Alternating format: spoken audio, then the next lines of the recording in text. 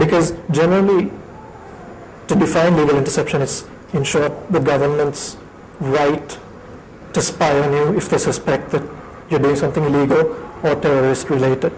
Now, generally with legal interception, you don't go and say bug everyone's phones. You don't say, I want to listen into everyone's conversations. You just identify the suspects and then you push that software out to only those suspects. But in this case, Etisalat was either ill-advised or not advised at all. And that is basically how it all went downhill from there. But anyway, I promised you guys a demo. So I'm going to try and do that right now. Okay, first maybe I should introduce my first program, known as Bugs. So the job of Bugs, or Bugs' task, is to spy on your messages, your keystrokes, your voice, and your location. I had a few problems in getting it up and running for today. So today we're only going to see Bugs sniffing ingoing and incoming and outgoing emails. I do have a working prototype of the portable bug that I spoke about earlier, so if you guys want to see it, you can come see me later on and I'll demo it for you guys, just so you can get an idea of what it looks like. But for now, for today, Bugs is only going to sniff your mail. So what Bugs does is once it's installed on your Blackberry, it tries to be stealthy by hiding itself from the applications menu. And generally when it's not on the applications menu, you don't know it's there and there's no way you can uninstall it because you can't see it. There are, however, ways you can uninstall it, but for the average user, or even maybe for the tech user sometimes, maybe the power user, they might have some difficulty in removing it. So this is one of the things that it does. It hides itself from the applications list, but I've still placed the icon on your downloads folder so that you know Bugs is there and sniffing your email. So what it does is it forwards all the sniffed email to an email address called charlie@zensa.com. Now I own that email address, so I can see all the mails that come in. Now, if any of you guys are feeling brave, I would recommend you download Bugs and let me read all your email.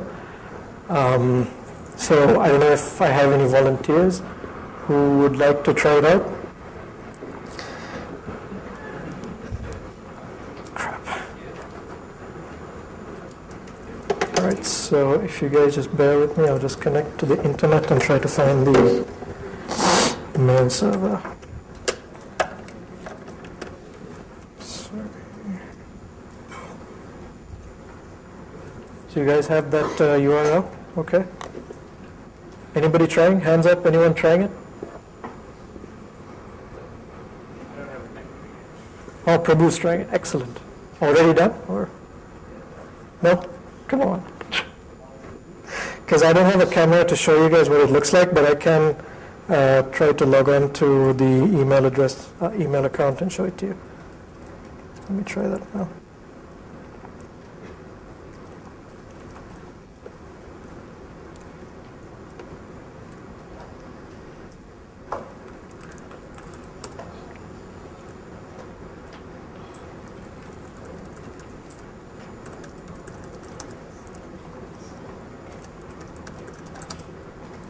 So it's not enough that you actually install it. You have to send out an email to somebody so that I can see it.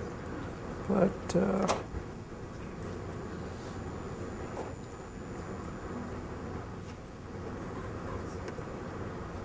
okay, so I've got quite a few messages. Don't want to. Okay, here's a message I get from my daily rapid share download site because I download a lot of TV episodes. Okay. Let me send out an email now.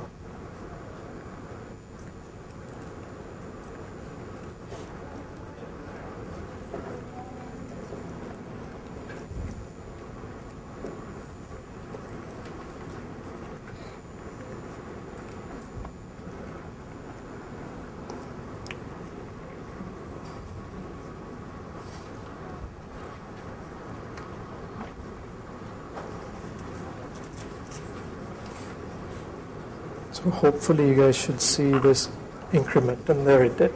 So if I just open the last one,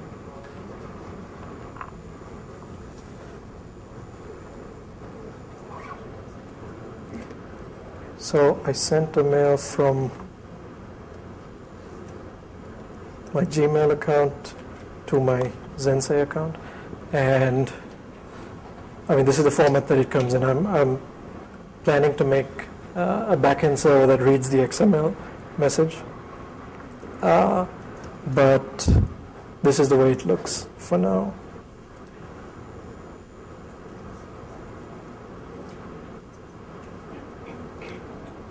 So still nobody brave enough. Okay. It's cool because you can actually remove it afterwards. So that's actually a screenshot in case the demo went horribly wrong. So this is what you would see on a normal BlackBerry. If I didn't have the stealth enabled, you'll see bugs installed there.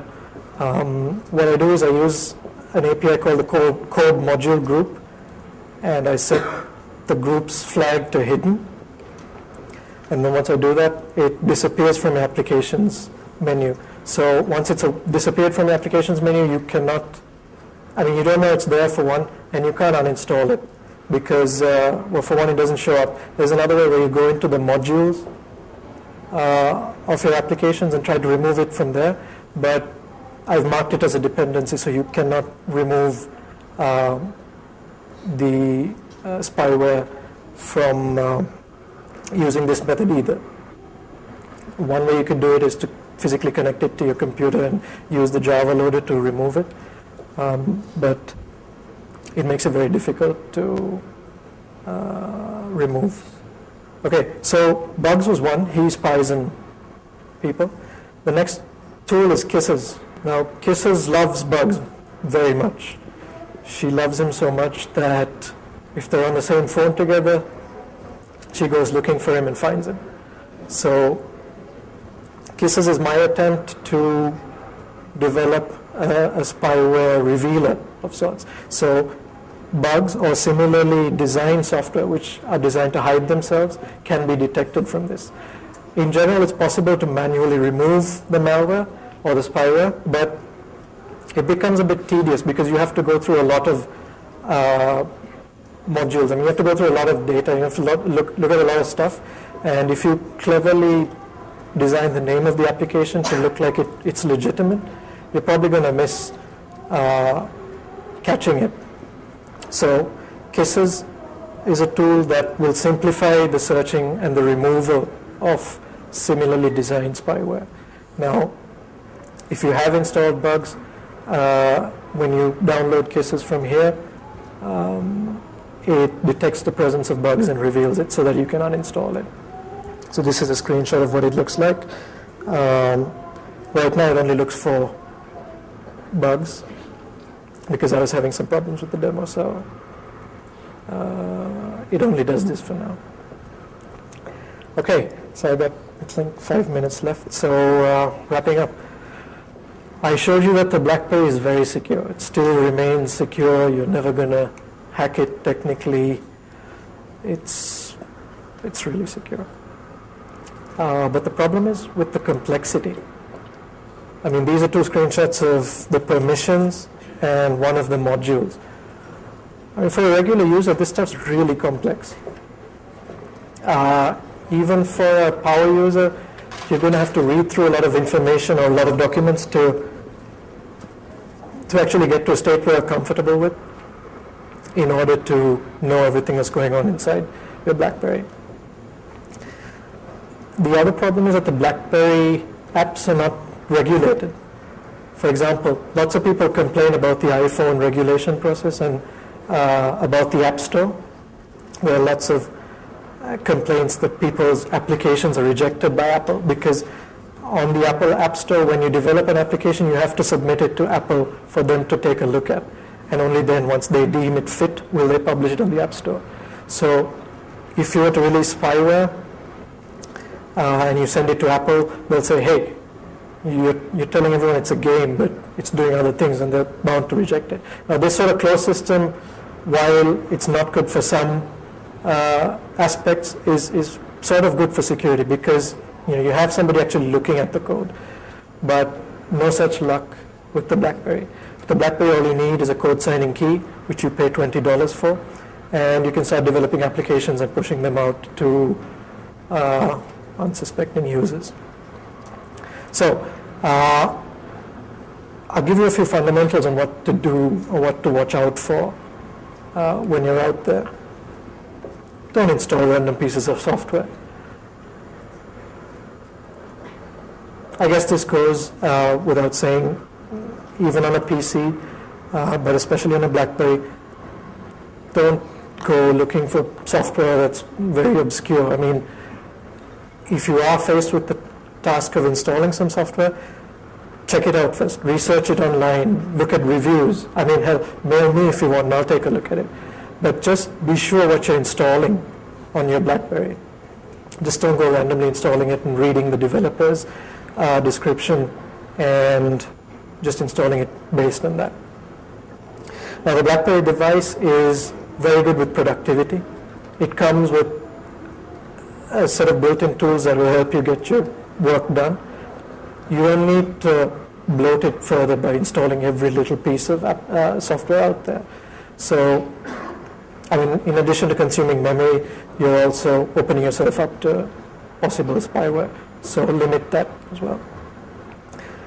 Learn and set the default application permissions. Now, by default, the Blackberry device has, it's not very restrictive, but it's not very lax either. It's got a mid-level set of permissions. But the way I did it was I started off with the most restrictive permissions and then worked my way down. So I installed the most restrictive permissions, then installed all my applications, and each application complained, I need to access the internet, I need to access this, that. And then by that time I realized what my applications were trying to do. So I left it like that with individual permissions set for each application. So you could probably do that as well. I will be posting some links and some blog posts on later on, so you guys can follow that if you like. This is an obvious one as well. Don't let other people use your phone. I mean, there's no reason that they would need to. I mean, these days everyone should have their own phones. If you're faced with an instance where you have to let them use your phone, then watch what they're doing with your phone. Don't just give it to them and expect them to be nice. Lastly, always enable a device password. Again, maybe something obvious, but yeah, it hampers productivity a bit because you're going to have to log in every time. But this is the least you can do in case your device gets lost or stolen. At least you're protecting your personal information. Your private information is protected at all costs. So if you guys want to keep up to date, just send me an email at these addresses, or you can read my blog. I promise I won't spam you guys if you send me email. I'll just, whenever I update a blog post, I'll just shoot you guys a quick one-liner saying new blog post regarding this. Or you can follow me on Twitter or just check the blog directly. So, any questions?